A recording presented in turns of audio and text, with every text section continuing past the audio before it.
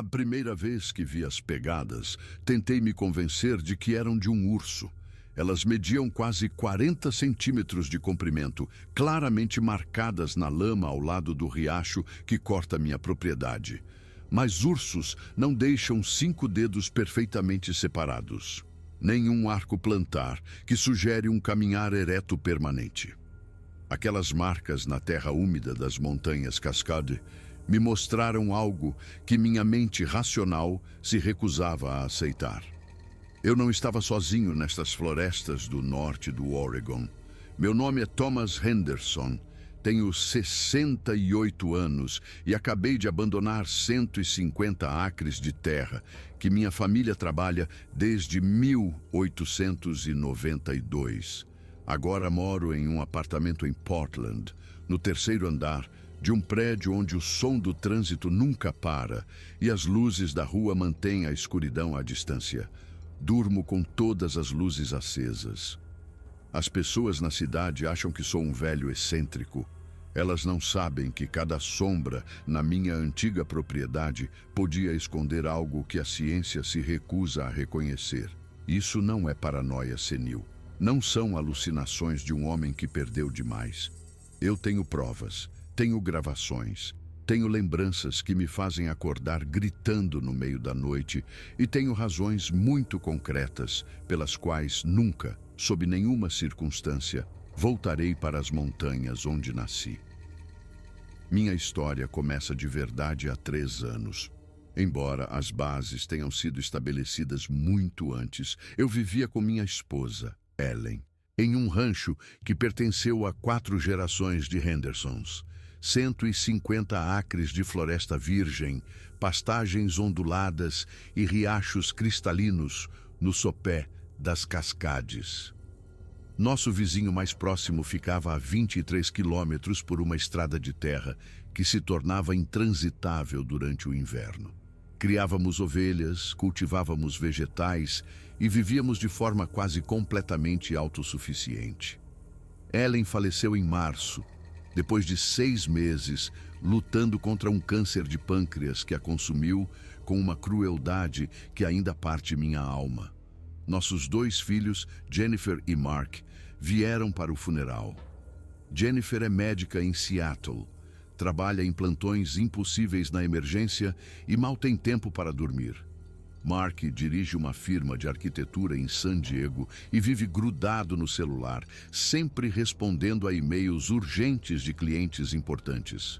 Ambos me imploraram para vender o rancho e me mudar para a cidade. Falaram dos perigos de viver sozinho na minha idade, em um lugar tão remoto. Um ataque cardíaco, uma queda, uma simples lesão poderia me matar antes que alguém percebesse. Não tínhamos sinal de celular no vale. A linha de telefone fixo caía toda vez que havia uma tempestade forte. Eu estava completamente isolado, mas recusei seus apelos. Esta terra estava no meu sangue. Meu bisavô construiu a casa principal com troncos que ele mesmo cortou da floresta ao redor. Meu avô adicionou o celeiro. Meu pai modernizou a propriedade com eletricidade e encanamento. Eu nasci no quarto do 2º andar e planejava morrer nesta terra. O pequeno cemitério da família, atrás da casa, continha 5 gerações de Hendersons. O túmulo de Ellen era o mais recente, marcado com uma lápide de mármore cinza que dizia simplesmente Ellen Marie Henderson, amada esposa e mãe. Então eu fiquei. Mantive as ovelhas, cuidei do jardim e encontrei consolo nas rotinas que Ellen e eu havíamos compartilhado por 43 anos. As manhãs começavam antes do amanhecer. Eu alimentava os animais, recolhia os ovos das minhas 30 galinhas e preparava café no velho fogão a lenha. Os dias passavam em trabalhos intermináveis. Consertar cercas, cortar lenha, manter as construções em condições habitáveis. Eu conhecia os perigos do ambiente. As Cascades abrigavam ursos negros, pumas, lobos e, ocasionalmente, ursos pardos que desciam do norte. Eu já havia perdido ovelhas para predadores antes. Era parte de viver onde a civilização terminava e a verdadeira natureza selvagem começava. Eu mantinha um rifle 3006 ao lado da porta da frente e uma pistola calibre 45 no cinto quando trabalhava do lado de fora. A maioria dos predadores evitava os humanos, mas a fome podia tornar qualquer animal perigoso. A floresta que cercava minha propriedade sempre foi uma fonte de beleza e inquietação. Abetos gigantes se erguiam 60 metros em direção ao céu, suas copas tão densas que o meio-dia parecia crepúsculo sob sua sombra. Trilhas de animais cruzavam a vegetação rasteira, desgastadas por gerações de veados, alces e ursos. Eu caçava nas bordas da floresta e coletava madeira caída para o inverno, mas raramente me aventurava mais de meio quilômetro longe de casa. Algo naquela floresta profunda parecia errado. Um instinto primitivo me advertia sobre lugares onde o homem não era bem-vindo. Ao longo dos anos, eu tinha ouvido coisas naquelas árvores que não conseguia explicar, sons que não eram exatamente de animais nem exatamente humanos. Batidas na madeira que ecoavam pela floresta em horas estranhas. Vocalizações que pareciam chamados de macacos, mas carregavam uma inteligência que me arrepiava a pele. Ellen costumava descartar esses sons como minha imaginação ou os ruídos comuns da vida selvagem. E eu me convencia de que ela estava certa. Toda floresta tem seus mistérios, seus barulhos inexplicáveis. A mente pode pregar peças na natureza selvagem, especialmente durante os longos meses de inverno, quando o isolamento pesa como um fardo físico. Mas depois da morte de Ellen, quando a casa ficou em silêncio, exceto pelo tic-tac do relógio de sua avó e o estalar das velhas vigas, comecei a prestar mais atenção aos sons da floresta. Sem as explicações racionais de Ellen para me consolar, os ruídos noturnos adquiriram uma qualidade mais sinistra. As batidas na madeira se tornaram mais frequentes, ocorrendo em padrões que sugeriam comunicação. As vocalizações ficaram mais ousadas, às vezes respondidas por chamados semelhantes de direções diferentes. O mais perturbador eram os passos, pesados, deliberados, bípedes, que ocasionalmente ecoavam da linha das árvores muito depois do anoitecer. Durante meu primeiro verão sozinho, comecei a encontrar sinais de que algo grande se movia pela floresta perto da minha propriedade. Pegadas enormes na terra fofa perto do riacho, grandes demais para pertencer a qualquer animal conhecido. Árvores com a casca arrancada em alturas que nenhum urso poderia alcançar. Arranjos de pedras e galhos que pareciam deliberados, quase rituais. Eu dizia a mim mesmo que eram fenômenos naturais, coincidência e imaginação combinadas para criar padrões onde não existiam. O primeiro ataque ao rebanho aconteceu no final de julho. Encontrei uma das minhas ovelhas jovens morta no pasto mais próximo da floresta. Seu pescoço estava torcido em um ângulo impossível.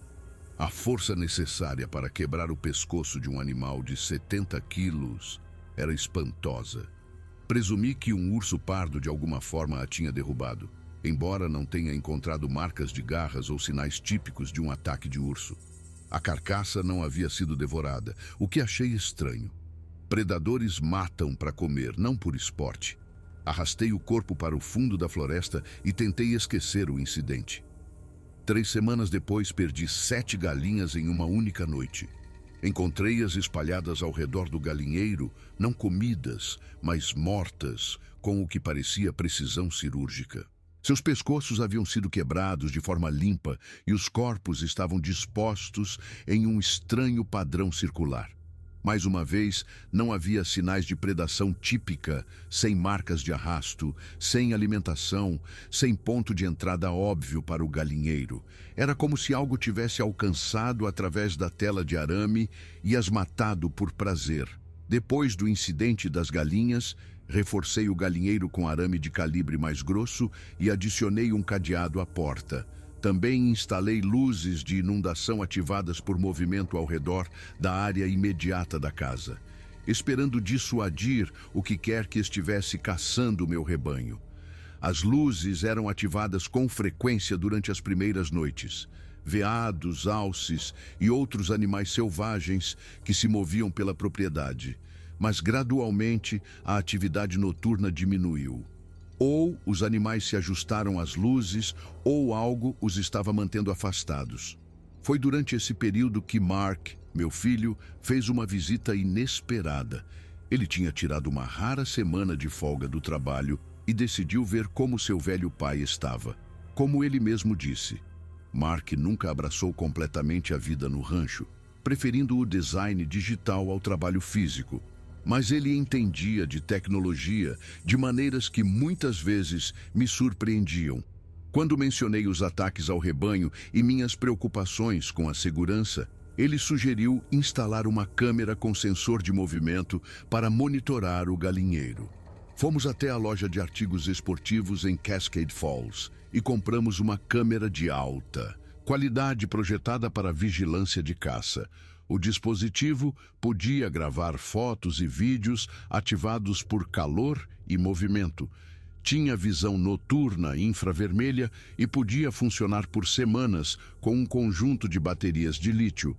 Mark passou uma tarde posicionando a câmera para fornecer cobertura ideal do galinheiro e da área circundante. Depois, me mostrou como revisar as imagens na pequena tela de LCD. Durante o primeiro mês após a partida de Mark, a câmera gravou exatamente o que eu esperava. Guaxinins tentando invadir o galinheiro, veados pastando perto da cerca e a raposa ocasional investigando o arame. O desfile noturno da vida selvagem era, na verdade, reconfortante, prova de que o ecossistema se mantinha saudável e equilibrado. Comecei a relaxar, convencido de que o que quer que tivesse matado meu rebanho havia se mudado para territórios de caça mais fáceis. Mas à medida que setembro se transformava em outubro e as noites ficavam mais longas e frias, algo mudou na floresta. Os sons típicos da vida selvagem começaram a diminuir, substituídos por um silêncio antinatural que me deixava nervoso. Até o vento parecia sussurrar de maneira diferente através das árvores, carregando nuances que me faziam verificar as fechaduras 2 vezes antes de ir para a cama. As ovelhas, geralmente contentes em pastar pacificamente nos campos, tornaram-se ariscas e se agrupavam perto do celeiro. Elas ficavam imóveis por longos períodos, olhando para a linha das árvores com uma intensidade que sugeria que percebiam algo que eu não conseguia. A segunda semana de outubro trouxe uma geada precoce que matou meus últimos tomates e sinalizou o inverno que se aproximava. Passei meus dias me preparando para os meses frios que viriam, rachando lenha, vedando o celeiro e verificando meu estoque de alimentos enlatados e carne em conserva. O trabalho rotineiro era reconfortante.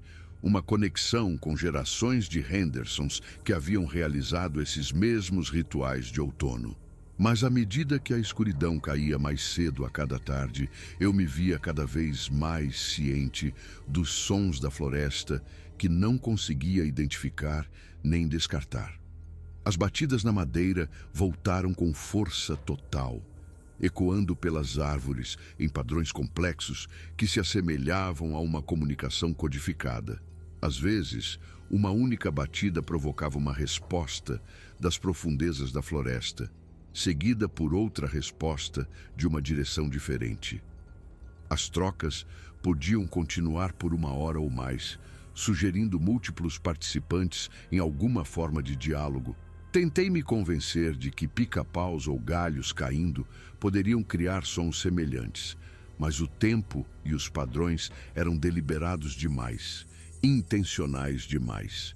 Mais perturbadoras eram as vocalizações, chamados guturais profundos, que pareciam combinar os piores elementos da comunicação humana e animal.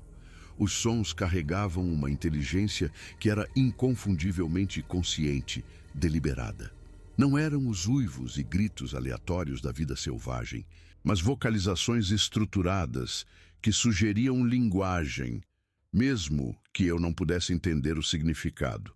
A câmera com sensor de movimento começou a capturar anomalias que desafiavam a explicação.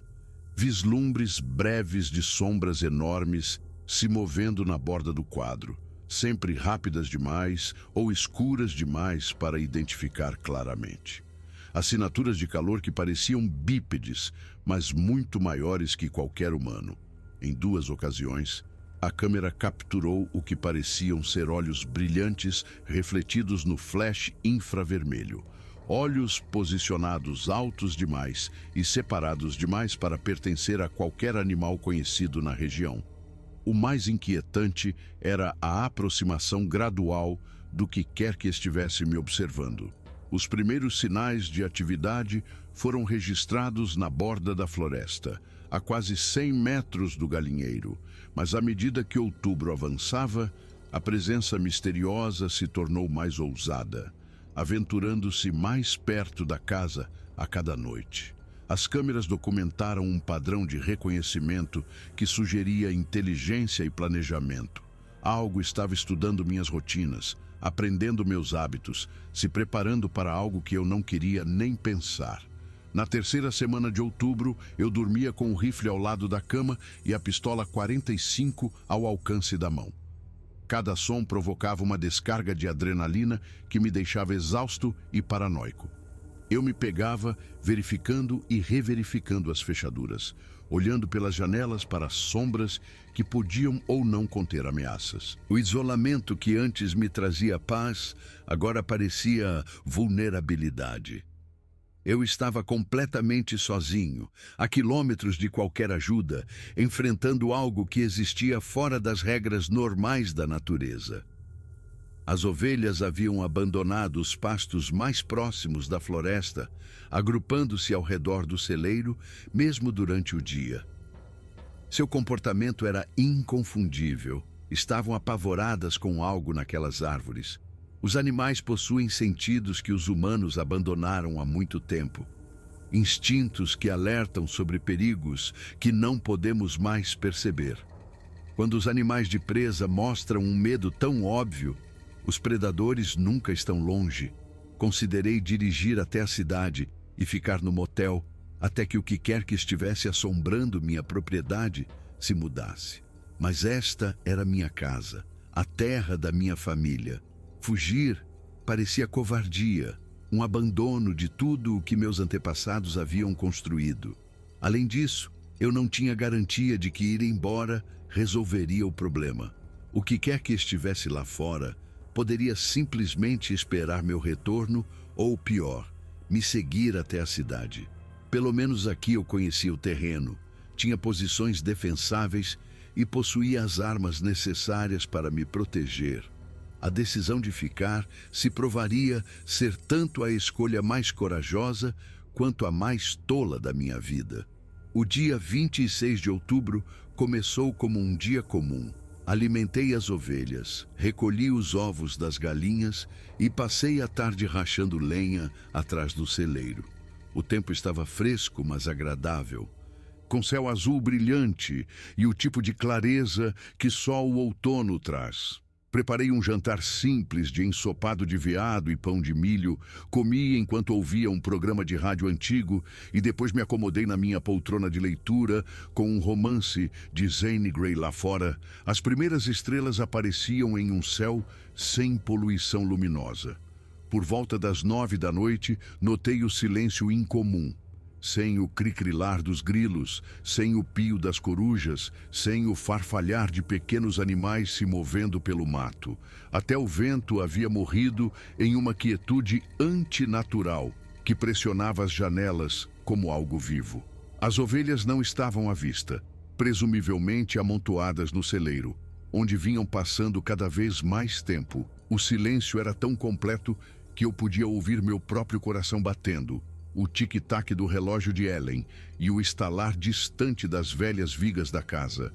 Verifiquei 2 vezes as fechaduras de ambas as portas. Confirmei que as janelas estavam seguras e me certifiquei de que minhas armas estavam carregadas e acessíveis. O indicador de bateria da câmera com sensor de movimento mostrava a carga total naquela manhã.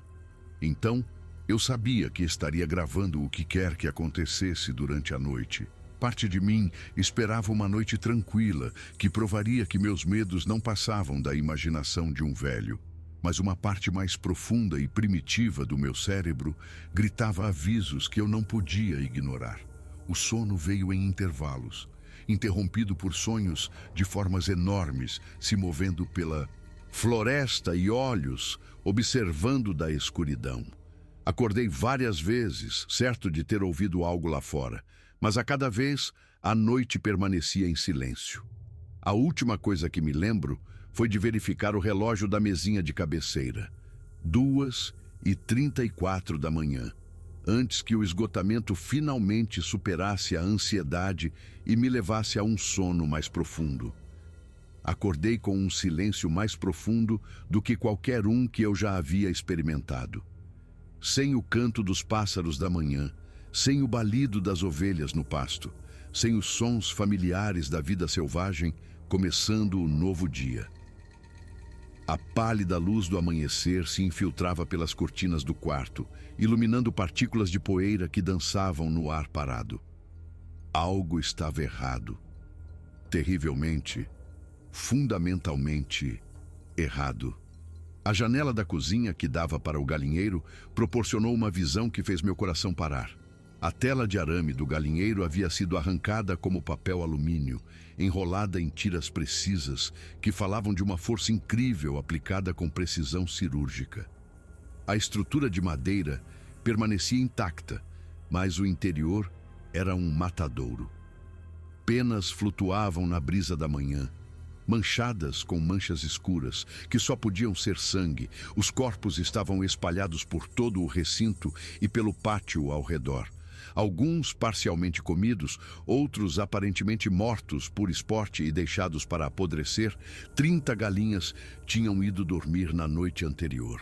Agora eu contava 6 sobreviventes amontoadas juntas sob o bebedouro virado, traumatizadas demais para fugir. A carnificina não era obra de raposas ou guaxinins, animais que poderiam matar 1 ou 2 aves antes de levar sua presa. Esta foi uma destruição sistemática, executada com uma malevolência que me gelou até os ossos. Mas foi a filmagem da câmera com sensor de movimento que despedaçou minha visão racional do mundo e a substituiu por uma realidade muito mais aterrorizante do que qualquer pesadelo. Minhas mãos tremiam enquanto eu ativava a função de reprodução da câmera, percorrendo horas de filmagem para encontrar o momento em que o inferno havia visitado minha propriedade. As primeiras horas da noite mostravam atividade normal. Uma família de veados pastando perto da cerca, um guaxinim testando as defesas do galinheiro, uma coruja atravessando o quadro em perseguição a uma presa. Nada incomum, nada ameaçador. Então, às 11h52 da noite, a escuridão na borda da floresta começou a se mover. A câmera infravermelha revelou o que meus olhos nunca poderiam ter visto na noite escura como breu. Uma figura humanoide enorme emergiu da linha das árvores, movendo-se com uma graça fluida que contradizia seu tamanho imenso. A criatura media facilmente 2,70 metros de altura, seu corpo coberto de pelos escuros que pareciam absorver a iluminação infravermelha da câmera. Suas proporções estavam erradas para qualquer primata conhecido. Braços que pendiam quase até os joelhos, ombros largos o suficiente para preencher uma porta, uma cabeça que se assentava diretamente sobre ombros maciços, sem pescoço visível. Mas foi a inteligência em seu movimento que realmente me aterrorizou. Este não era um animal irracional, movido pela fome ou pelo instinto. A criatura se aproximou do galinheiro com um propósito deliberado, parando para examinar a tela de arame antes de desmontar sistematicamente minhas defesas. Suas mãos, e eram claramente mãos, não patas ou garras, trabalhavam com a precisão de um mestre artesão. Ele arrancou o arame de calibre pesado com a mesma facilidade com que eu rasgaria papel, criando uma abertura grande o suficiente para admitir sua estrutura maciça. O que se seguiu foi um frenesi de alimentação que durou quase 35 minutos. A criatura matou rápida e eficientemente, quebrando pescoços com gestos casuais que falavam de um poder físico imenso. Mas isso não era apenas alimentação, era destruição por si só. A besta matou muito mais do que poderia comer, deixando a maioria das carcaças intactas enquanto selecionava apenas pedaços seletos para consumo. Parecia encontrar prazer no massacre, parando ocasionalmente para examinar seu trabalho antes de retomar a carnificina. O mais perturbador foi o momento em que a criatura olhou diretamente para a câmera. Seus olhos refletiam o flash infravermelho como brasas gêmeas. E por um batimento cardíaco que durou uma eternidade, senti como se estivesse me olhando diretamente através da lente. A inteligência naquele olhar era inconfundível. Aquela coisa sabia que estava sendo filmada e não se importava. Se é que importava, parecia estar atuando para a câmera, demonstrando seu poder para meu benefício. Depois de completar sua carnificina, a criatura reuniu várias das carcaças de galinha e desapareceu de volta na floresta com a mesma graça fluida que havia mostrado ao chegar. O registro de tempo mostrava 12h27 da manhã, quando o último vestígio de movimento desapareceu do quadro. Todo o ataque levou 35 minutos do início ao fim. Assisti a gravação mais 3 vezes antes que a realidade completa do que eu havia testemunhado finalmente penetrasse em minha mente. Chocada. Sasquatch. Bigfoot. Qualquer nome que você quisesse usar para a lenda que saiu do folclore do Noroeste era real. E ele estava caçando na minha propriedade, estudando minhas rotinas, esperando o momento perfeito para atacar. As implicações eram espantosas. Se criaturas como essa existiam na natureza profunda, quantas pessoas as encontraram ao longo dos anos? Quantos desaparecimentos em florestas nacionais e áreas remotas poderiam ser atribuídos a predadores que a ciência se recusa a reconhecer? E o mais imediatamente aterrorizante: se essa coisa estava me observando por semanas ou meses, aprendendo meus hábitos, o que ela planejava fazer a seguir? O telefone mais próximo ficava no Armazém Geral Miller, em Cascade Falls, a 30 quilômetros de estradas de montanha acidentadas que levariam mais de 1 hora para percorrer, mas eu precisava relatar o que havia testemunhado, obter ajuda antes que a criatura voltasse. Carreguei a câmera com sensor de movimento na minha velha caminhonete Dodge. Verifiquei se ambos os rifles estavam seguros no suporte e comecei a longa viagem para a cidade Cascade Falls. Consistia em um armazém geral, um posto de gasolina, uma pequena agência dos Correios e talvez 25 casas espalhadas ao longo da estrada principal. A família Miller administrava a loja há 3 gerações, servindo aos fazendeiros e madeireiros dispersos que ganhavam a vida nos vales remotos. Eles conheciam todo mundo em um raio de 80 quilômetros e tinham ouvido todas as histórias inacreditáveis que as montanhas podiam produzir.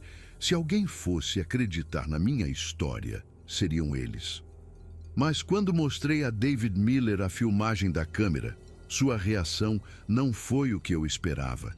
Ele assistiu à gravação 2 vezes, balançando a cabeça e murmurando para si mesmo. Quando a criatura olhou diretamente para a câmera, David realmente se afastou da pequena tela, como se a coisa pudesse alcançá-lo e agarrá-lo. David sugeriu que eu contatasse o posto do Serviço Florestal em Government Camp, a sede do condado a 60 quilômetros ao sul de Cascade Falls. Se algo perigoso estava vagando pela natureza, os guardas florestais precisavam saber. Eles tinham o treinamento e o equipamento para lidar com animais predadores e saberiam quais passos tomar para proteger a população local. David até me deixou usar o telefone fixo da loja para fazer a ligação. A conversa com o posto de guardas florestais de Government Camp foi breve e frustrante. O guarda de plantão ouviu educadamente enquanto eu descrevia o ataque ao meu rebanho e a criatura que eu havia gravado. Quando mencionei a palavra Sasquatch, o tom mudou imediatamente. A voz do guarda adquiriu a qualidade paciente e condescendente reservada para crianças e pessoas com problemas mentais. Ele sugeriu que eu poderia ter gravado um urso em pé sobre as patas traseiras, um truque de luz e sombra que poderia fazer qualquer animal parecer maior e mais ameaçador do que realmente era. Quando insisti que a criatura era claramente bípede, claramente inteligente e claramente não era um urso, a paciência do guarda se esgotou completamente. Ele me informou que o serviço florestal lidava com problemas reais de manejo da vida selvagem, não com fantasias criptozoológicas. Se eu estava tendo problemas com predadores, deveria contatar a Agência Estadual de Vida Selvagem.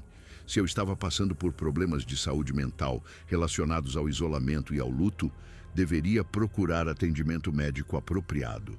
A ligação terminou com um clique que soou como um tiro no silêncio súbito da loja. A expressão de David Miller mudou de preocupação para constrangimento durante a conversa telefônica. Ele me conhecia há 25 anos, fazia negócios com minha família há mais tempo que isso, mas agora me olhava como se eu tivesse enlouquecido. Quando ele sugeriu que talvez o estresse de viver sozinho tivesse me afetado, que talvez eu devesse considerar me mudar para mais perto dos meus filhos, eu soube que estava verdadeiramente sozinho. A viagem de volta ao rancho pareceu durar uma eternidade. Cada sombra entre as árvores podia esconder um predador enorme. Cada movimento na minha visão periférica provocava um pico de adrenalina que me deixava agarrando o volante até meus nós dos dedos ficarem brancos. O isolamento que antes fora uma fonte de força, agora parecia uma sentença de morte. Eu estava completamente sozinho, com algo que existia fora dos limites da realidade aceita. Algo que havia demonstrado tanto inteligência quanto um gosto pela destruição. Quando minha casa apareceu à vista, notei que as ovelhas não estavam em lugar nenhum. O pasto estava vazio e até a área ao redor do celeiro parecia deserta. Ou meu rebanho havia se afastado em busca de pasto melhor, ou algo as assustou o suficiente para levá-las aos cantos mais profundos da floresta. Dado o que eu havia aprendido sobre meu vizinho indesejado, eu suspeitava da última opção. As 3 semanas seguintes passaram em uma névoa de ansiedade crescente e noites sem dormir substituí o galinheiro destruído por uma estrutura reforçada, que mais parecia uma fortaleza do que um simples recinto. Tela de aço de calibre pesado, fechaduras duplas, sensores de movimento ligados a luzes de inundação. Tudo o que pude pensar para impedir outro ataque. Mas eu sabia que meus esforços eram em grande parte simbólicos. Se a criatura quisesse destruir minhas defesas, nenhuma quantidade de arame e aço a impediria. Eu havia reposicionado a câmera com sensor de movimento para monitorar uma área mais ampla, esperando documentar o retorno da criatura e talvez aprender mais sobre seus padrões de comportamento. A filmagem revelou uma propriedade sob cerco. Pegadas enormes apareceram na lama ao redor do tanque de água. As árvores na borda da floresta mostravam danos recentes, casca arrancada em alturas que exigiriam uma escada para um humano alcançar. O mais perturbador eram os arranjos de pedras e galhos que apareciam durante a noite. Padrões geométricos que indicavam claramente inteligência e propósito. A criatura ainda estava lá, ainda observando, ainda planejando algo que eu não conseguia compreender. Cada sombra podia esconder um predador de 2,70 metros. Cada som da floresta poderia anunciar outro ataque. Eu me pegava sobressaltado com cada estalo das velhas vigas da casa, cada rajada de vento através dos beirais. O sono se tornou impossível sem ajuda química. E mesmo assim, os pesadelos me acordavam várias vezes a cada noite. As ovelhas haviam de fato desaparecido, afugentadas pelo medo ou levadas por predadores. Encontrei ossos espalhados na floresta, caixas torácicas limpas, ossos das pernas quebrados para extrair a medula, mas nenhum sinal dos animais em si. A destruição era completa demais, eficiente demais para ser obra de necrófagos naturais. Algo com inteligência de nível humano estava eliminando sistematicamente meu rebanho, e eu era impotente para impedi-lo. A comida se tornou uma preocupação constante. Minhas galinhas restantes forneciam alguns ovos, e eu tinha muitos alimentos enlatados e carne em conserva. Mas o inverno que se aproximava significava que eu precisaria me aventurar na cidade para obter suprimentos com mais frequência do que eu preferia. Cada viagem a Cascade Falls parecia uma corrida de obstáculos, com a floresta se aproximando de ambos os lados da estrada estreita. Eu me pegava dirigindo mais rápido do que era seguro, desesperado para alcançar a falsa segurança da civilização humana. O isolamento estava cobrando seu preço. Sem a presença constante de Ellen para me ancorar à racionalidade, eu me sentia deslizando para uma paranoia que beirava a loucura. Eu falava sozinho constantemente, preenchia o silêncio com programas de rádio e música gravada. Qualquer coisa para afastar o silêncio sufocante que convidava pensamentos sombrios. A casa que abrigou 5 gerações da minha família agora parecia uma prisão, suas paredes não sendo barreira contra a inteligência que observava das árvores. Comecei a fazer planos de contingência.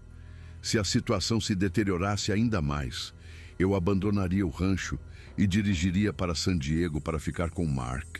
O pensamento de deixar a terra da minha família para o que quer que espreitasse na floresta era quase insuportável. Mas a sobrevivência tinha prioridade sobre o sentimento. Mantive uma mala pronta com pertences essenciais. Mantive o tanque de gasolina da caminhonete cheio e ensaiei a rota mais rápida para a rodovia principal, mas esperei tempo demais para implementar meu plano de fuga.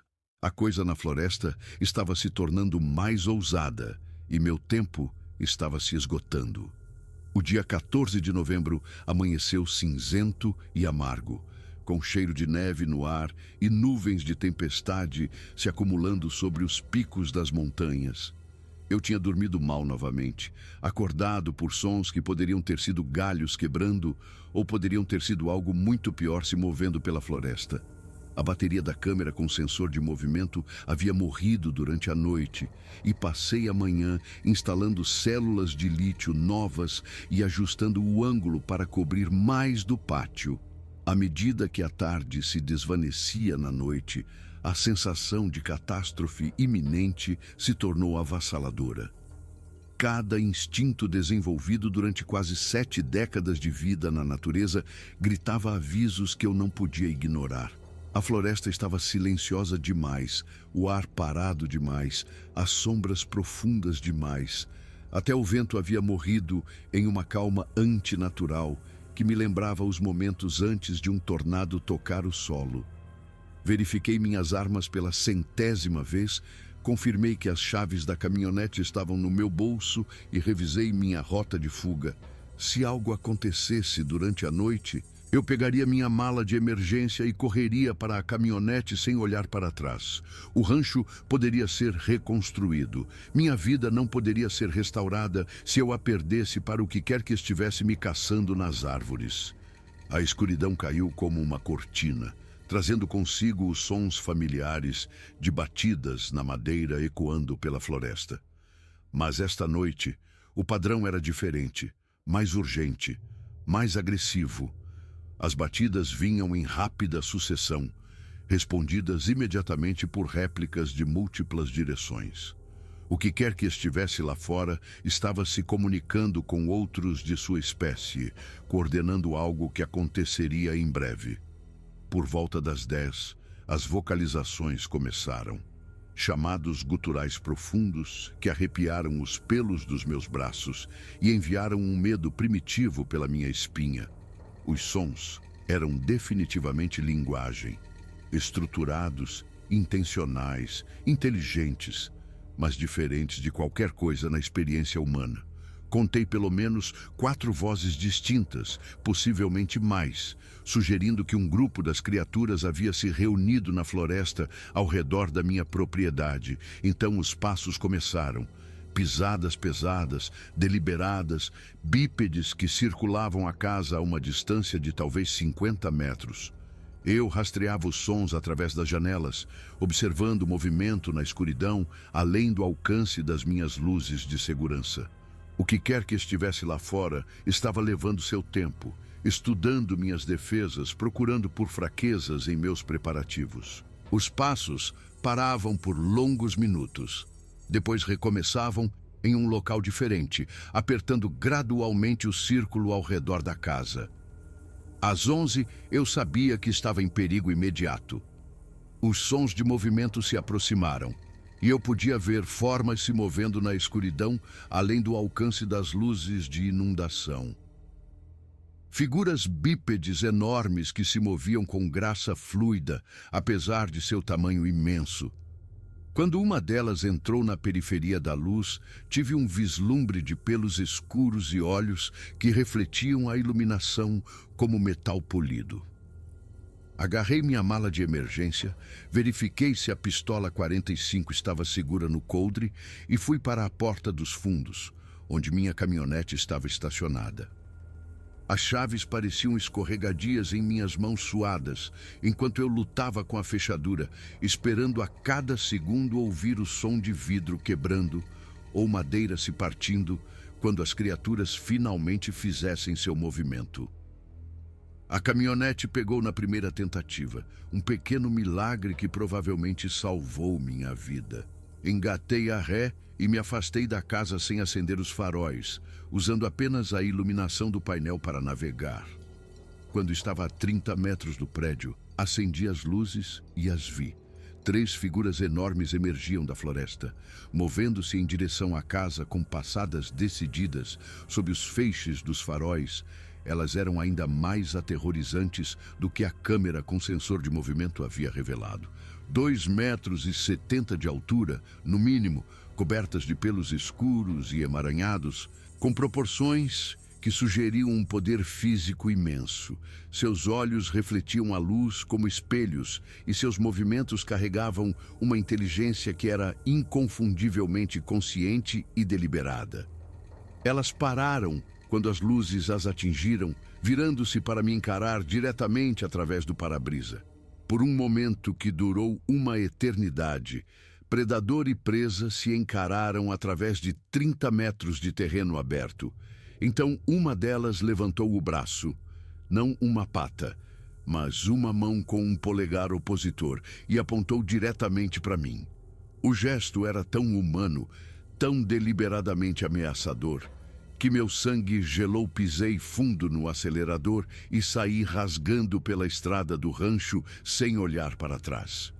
No espelho retrovisor, eu podia ver as 3 figuras observando minha retirada, paradas imóveis no brilho dos faróis, até que a escuridão as engoliu. Só quando cheguei à estrada florestal principal, ousei respirar normalmente, e mesmo assim, minhas mãos tremiam tanto que mal conseguia manter o controle do volante.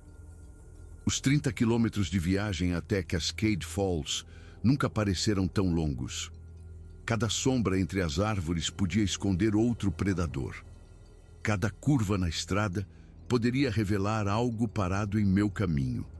2 vezes pensei ter visto figuras enormes se movendo pela floresta, paralelas à estrada, acompanhando o ritmo da minha caminhonete, apesar do terreno acidentado. Mas quando reduzi a velocidade para ver melhor, as formas desapareceram na escuridão, como fumaça. Cheguei a Cascade Falls a 1h12 da manhã, segundo o relógio sobre a agência dos Correios. A cidade estava escura e silenciosa, seu punhado de postes de luz criando pequenas ilhas de segurança na noite selvagem. Parei no posto de gasolina e fiquei sentado na caminhonete por vários minutos, deixando meu coração voltar a um ritmo próximo do normal. A visão familiar de prédios e asfalto era incrivelmente reconfortante após o terror primitivo da estrada florestal. David Miller morava em uma pequena casa atrás do armazém geral. Eu odiava acordá-lo a essa hora, mas precisava de contato humano. Precisava ouvir uma voz racional para me ancorar à realidade. Quando ele atendeu a minha batida na porta, vestindo um roupão e claramente irritado por ser perturbado, eu devo ter parecido um louco. Olhos esbugalhados, suando apesar do frio, balbuciando sobre criaturas na floresta e fugas por pouco. Mas David pôde ver que algo genuinamente me aterrorizou. Ele me levou para dentro, fez café e ouviu enquanto eu descrevia os eventos da noite. Quando terminei meu relato, ele ficou em silêncio por vários minutos, estudando meu rosto como se tentasse determinar se eu estava mentindo ou simplesmente louco. Finalmente, ele sugeriu que eu dirigisse para Government Camp pela manhã e ficasse no motel de lá até que pudesse arranjar uma acomodação mais permanente. Passei o resto da noite no quarto de hóspedes de David, mas o sono foi impossível.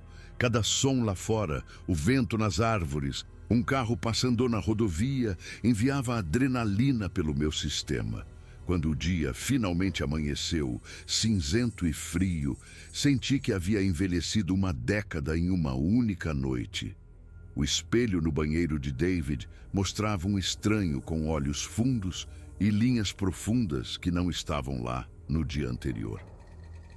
A viagem para Government Camp levou 2 horas e meia através de um terreno montanhoso que teria sido lindo em outras circunstâncias.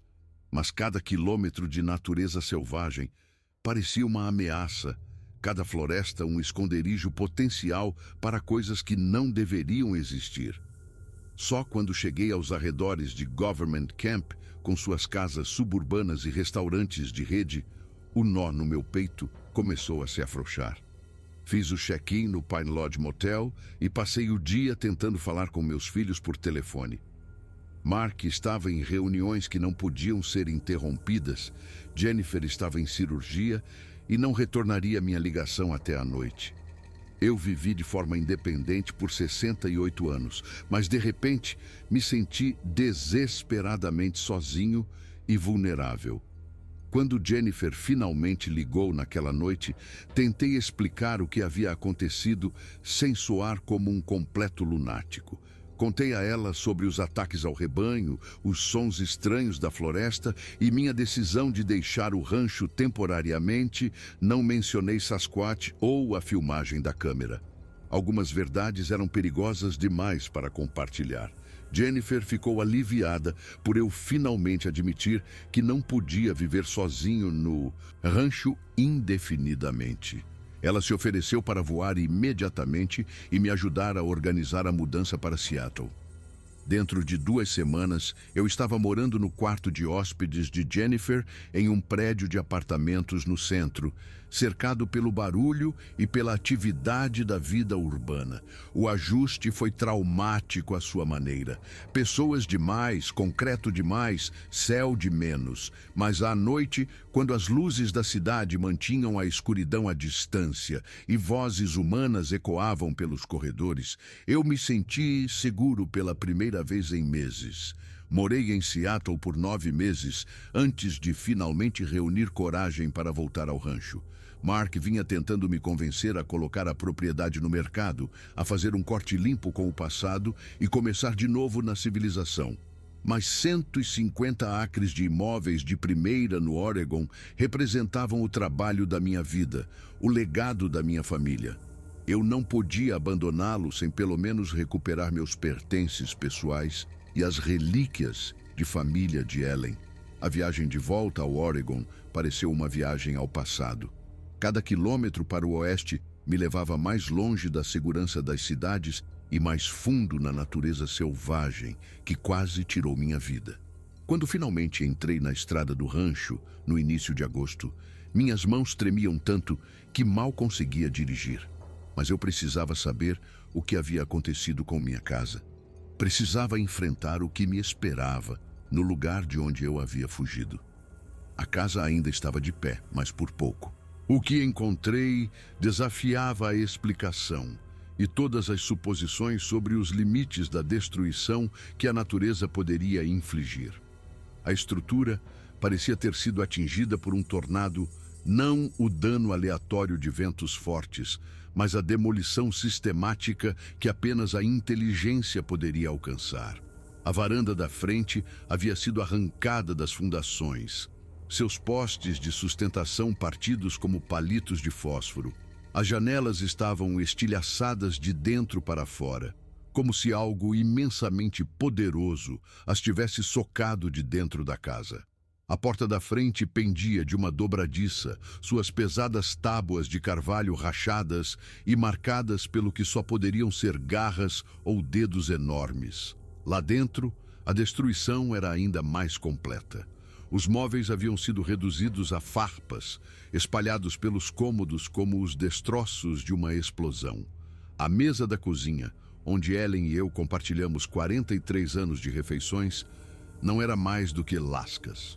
O armário de porcelana de sua avó jazia de lado, a delicada porcelana moída a pó sob o que deviam ser pés enormes. Até o fogão a lenha de ferro fundido havia sido virado, seu cano de chaminé arrancado do teto e dobrado em ângulos impossíveis.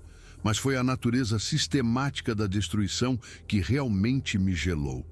Isso não era vandalismo aleatório nem obra de desastres naturais. Cada fotografia de família havia sido deliberadamente destruída, as molduras rasgadas e as imagens espalhadas como confete. A caixa de joias de Ellen havia sido aberta e seu conteúdo jogado por todo o chão do quarto. Não roubado, apenas destruído por destruir. Livros que estavam na minha família por gerações foram rasgados, suas páginas cobrindo a sala de estar em uma camada de neve literária. As escadas para o segundo andar haviam sido arrancadas da parede, deixando apenas restos irregulares do que um dia fora um belo corrimão esculpido à mão. No andar de cima, os quartos contavam a mesma história de demolição metódica. Minhas roupas foram feitas em farrapos, as gavetas da cômoda arrancadas e esmagadas contra as paredes. Até os colchões haviam sido rasgados, seu enchimento espalhado como as entranhas de alguma besta enorme. No que havia sido o quarto de costura de Ellen, encontrei uma evidência que gelou meu sangue. Marcas de mãos enormes pressionadas no drywall, cada dedo claramente definido na poeira branca. As marcas eram facilmente o dobro do tamanho das minhas próprias mãos, com uma envergadura que sugeria dedos de comprimento e força impossíveis. Mas o mais perturbador era sua localização. Algumas estavam a 2,5 metros do chão, outras pressionadas no próprio teto, como se o que as fez estivesse se movendo pelas paredes e pelo teto como uma aranha enorme. O porão revelou o horror final. Minha oficina, onde passei inúmeras horas fazendo móveis e consertando equipamentos, havia sido completamente destruída. Ferramentas que estavam na minha família por gerações foram torcidas em formas irreconhecíveis. A bigorna do meu pai, que pesava mais de 90 quilos, havia sido arremessada através do cômodo com tanta força que se cravou 15 centímetros na parede de concreto. A bancada de trabalho, construída com vigas maciças de carvalho, havia sido reduzida a lascas não maiores que palitos de dente. Mas foi o que encontrei no canto que finalmente quebrou meu espírito. A lápide de Ellen, a simples pedra de mármore que marcava seu local de descanso final, jazia em pedaços no chão do porão. As criaturas haviam profanado até mesmo os mortos, violando a única coisa que eu considerava verdadeiramente sagrada. A raiva e a dor me dominaram em igual medida, e caí de joelhos entre os fragmentos de pedra que levavam o nome da minha esposa. A mensagem era clara: Este fora meu castigo por fugir, por abandonar o território que as criaturas haviam reivindicado como seu. Elas haviam tirado tudo: minha casa, minhas posses, minhas memórias, até mesmo a lápide que honrava a memória da minha esposa. Não restava nada da vida que Thomas Henderson havia construído, exceto ruínas e o conhecimento amargo de que algumas batalhas não podem ser vencidas. Passei menos de 1 hora naquela casa devastada, recolhendo apenas os poucos itens que de alguma forma sobreviveram à destruição sistemática, a aliança de casamento de Ellen, que ela havia deixado na mesinha de cabeceira e que encontrei milagrosamente intacta sob uma pilha de fotografias rasgadas, uma única Bíblia da família que havia sido esquecida no caos. O rifle 3006, que descobri partido ao meio, mas ainda reconhecível como a arma que pertencera ao meu avô. Enquanto me preparava para partir pela última vez, notei pegadas frescas na terra ao redor da casa. Pegadas enormes, claramente definidas, que não podiam ter mais do que alguns dias. Eles estavam me observando até mesmo agora, observando minha reação ao seu trabalho da segurança da floresta. O pensamento de que poderiam estar planejando outro encontro me fez correr para a caminhonete com uma urgência que beirava o pânico. A viagem de volta para Seattle passou em uma névoa de emoções conflitantes. O alívio de escapar do rancho com vida lutava com a dor por tudo que eu havia perdido. A destruição física era devastadora o suficiente, mas a violação do túmulo de Ellen havia cortado mais fundo do que qualquer perda material.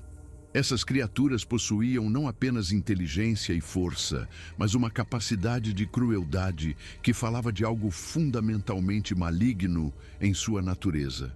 Nunca relatei a destruição às autoridades. Como eu poderia explicar que minha casa havia sido demolida por criaturas que oficialmente não existem? A companhia de seguros exigiria provas da causa.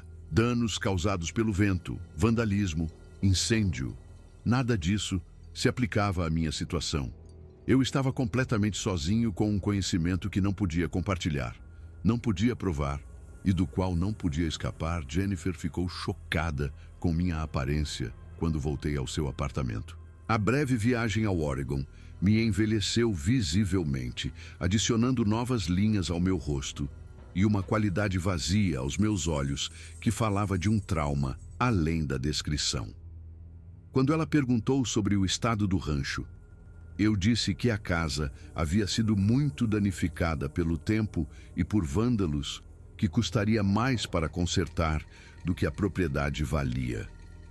A mentira saiu fácil, fácil demais, mas a verdade teria destruído o que restava da minha credibilidade. Mark voou para Seattle na semana seguinte para ajudar a finalizar a venda do rancho. Um corretor de imóveis especializado em propriedades remotas concordou em lidar com a transação sem vê-la, comercializando-a como uma propriedade para reformar para compradores interessados na vida selvagem. O preço de venda era baixo o suficiente para atrair interesse imediato, e em 3 meses a escritura foi transferida para um jovem casal da Califórnia que planejava construir uma fazenda sustentável na terra. Nunca os avisei sobre o que vivia na floresta. Como eu poderia? Eles teriam descartado minha história como os delírios de um velho senil, assim como o guarda florestal fizera meses antes. Além disso, talvez as criaturas deixassem os novos proprietários em paz, respeitassem limites diferentes daqueles que haviam estabelecido com minha família. Era uma esperança covarde, mas ainda assim uma esperança. O dinheiro da venda me permitiu comprar um pequeno condomínio em um subúrbio de Seattle, perto o suficiente da família de Jennifer para visitas regulares, mas independente o suficiente para manter alguma dignidade. Preenchi meus dias com trabalho voluntário na biblioteca local, ajudando os visitantes a pesquisar genealogia e história local. O trabalho mantinha minha mente ocupada e proporcionava contato humano que ajudava a afastar o isolamento que quase me destruiu no Oregon. Mas as noites ainda eram difíceis. Os sons urbanos, sirenes, tráfego, o estrondo de trens elevados não conseguiam mascarar completamente as memórias de batidas na madeira, ecoando por florestas silenciosas. Cada sombra entre os prédios me lembrava de formas enormes, se movendo sob a luz da lua. O sono só vinha com a ajuda de medicamentos prescritos que me deixavam grogue e desconectado durante o dia. 4 anos se passaram desde que abandonei o rancho para o que o reivindicou da natureza. Nesse tempo, aprendi a funcionar em um mundo que não tem lugar para a verdade que carrego. Eu sorrio e aceno quando as pessoas falam do Bigfoot como folclore, quando programas de TV tratam encontros com criaturas como entretenimento. Tornei-me hábil em mudar de assunto quando as conversas se voltam para fenômenos inexplicáveis ou desaparecimentos misteriosos em florestas nacionais. Mas monitoro as notícias do Oregon obsessivamente, procurando por relatos que possam indicar que as criaturas expandiram seu território ou encontraram novas vítimas. Na primavera passada, um alpinista desapareceu na Floresta Nacional de Mount Hood, em circunstâncias que as autoridades não conseguiram explicar. Seu acampamento foi encontrado destruído, seu equipamento espalhado por uma vasta área, mas seu corpo nunca foi recuperado. O relatório oficial culpou um ataque de urso, mas a descrição dos danos me lembrou fortemente demais das minhas próprias experiências. Há 8 meses, recebi um telefonema inesperado de David Miller em Cascade Falls. O jovem casal que comprou meu rancho durou menos de 1 ano antes de abandonar a propriedade e fugir para Portland. Eles contaram aos vizinhos sobre sons estranhos da floresta, gado que desaparecia durante a noite e equipamentos que eram misteriosamente destruídos. Quando David descreveu suas experiências, senti o familiar calafrio de reconhecimento. As criaturas ainda estavam lá, ainda protegendo seu território, ainda eliminando qualquer presença humana que se aventurasse perto demais de seu domínio. O rancho permanece vazio agora, oficialmente à venda, mas sem atrair compradores sérios. Os corretores locais sussurram que a propriedade está amaldiçoada, sobre várias famílias que tentaram e falharam em construir uma vida ali. O preço de venda cai a cada poucos meses, mas mesmo os compradores desesperados parecem sentir que algo está errado com a terra. Talvez os animais possuam instintos que os alertam sobre lugares onde predadores caçam. Talvez algumas verdades sejam perigosas demais para serem ignoradas, mesmo quando a razão exige que sejam descartadas. Guardo a filmagem da câmera em um pendrive, escondido no armário do meu quarto. A única prova do que testemunhei naquela noite de outubro. Às vezes, nas horas mais escuras antes do amanhecer, eu a assisto novamente e me lembro da inteligência naqueles olhos refletidos, da malevolência deliberada em cada movimento. A criatura sabia que estava sendo filmada e queria que eu visse do que era capaz. Queria que eu entendesse que eu estava vivendo em seu território apenas por sua tolerância. Jennifer se preocupa com minha saúde mental. Sugere que terapia poderia me ajudar a processar o trauma de perder o rancho da família. Mark liga semanalmente para verificar minha adaptação à vida urbana, oferecendo-se para me ajudar a encontrar atividades que possam facilitar a transição. Eles são bons filhos, carinhosos e atenciosos, mas vivem em um mundo onde monstros existem apenas em filmes e lendas familiares. Já considerei escrever tudo o que vivenciei, criar um registro completo que pudesse alertar futuras vítimas ou ajudar pesquisadores a entender o que espreita na natureza profunda. Mas quem acreditaria em tal relato? A comunidade científica descarta encontros com criaturas como identificação errônea e pensamento fantasioso. As forças da lei tratam tais relatos como evidência de instabilidade mental. Até minha própria família provavelmente interpretaria uma confissão por escrito como prova de que o isolamento e o luto finalmente me levaram à beira da completa ilusão. Então permaneço em silêncio, carregando um conhecimento que se torna mais pesado a cada dia que passa. Em algum lugar nas montanhas do norte do Oregon, predadores inteligentes mantêm um território no qual os humanos entram por sua própria conta e risco. Eles possuem a astúcia para evitar a detecção científica e a força para eliminar qualquer ameaça ao seu domínio. Eles se lembram de rostos, guardam rancores e demonstram uma capacidade de vingança metódica que fala de uma inteligência igual ou superior à nossa.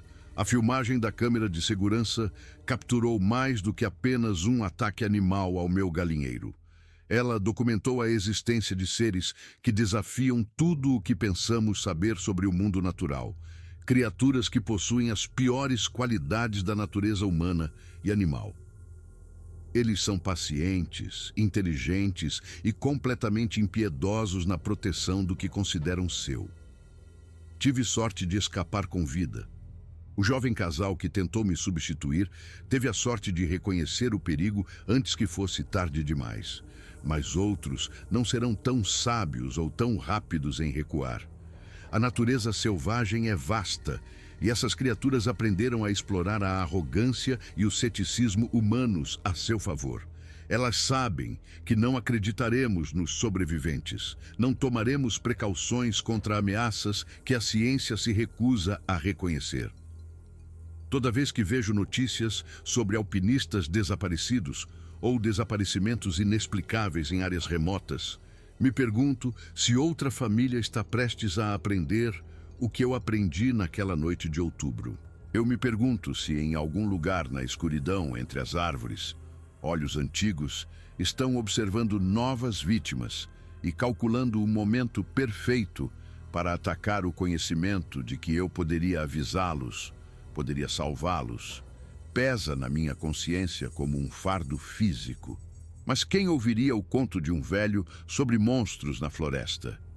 Quem acreditaria que o material dos pesadelos anda sobre duas pernas pela natureza selvagem, deixando pegadas grandes demais para qualquer animal conhecido e demonstrando uma inteligência avançada demais para qualquer criatura que a ciência já catalogou? A filmagem da câmera permanece escondida no meu armário. 35 minutos de prova de que o mundo é muito mais estranho e perigoso do que a maioria das pessoas pode aceitar. Algum dia talvez encontrarei a coragem de compartilhá-la com alguém que possa acreditar, alguém com a autoridade e os recursos para investigar mais a fundo. Mas até que esse dia chegue, continuarei a viver com o conhecimento de que existem coisas na natureza que veem os humanos não como a espécie dominante neste planeta, mas como presa. A casa onde 5 gerações de Hendersons fizeram seu lar agora está vazia, suas janelas escuras e suas portas trancadas contra nada mais perigoso do que o tempo e os vândalos. Mas a floresta que a cerca pulsa com uma inteligência mais antiga e astuta que a nossa. Criaturas que aprenderam a prosperar nos espaços entre o conhecimento humano e a crença humana. Eu sobrevivi ao meu encontro com o desconhecido, mas nunca escaparei verdadeiramente dele. Toda noite, quando apago as luzes no meu seguro condomínio suburbano, lembro-me do som de passos enormes circulando minha casa. Cada sombra me lembra de formas se movendo sob a luz da lua com graça predatória. Cada som inexplicável na escuridão traz de volta a memória de batidas na madeira ecoando por árvores silenciosas.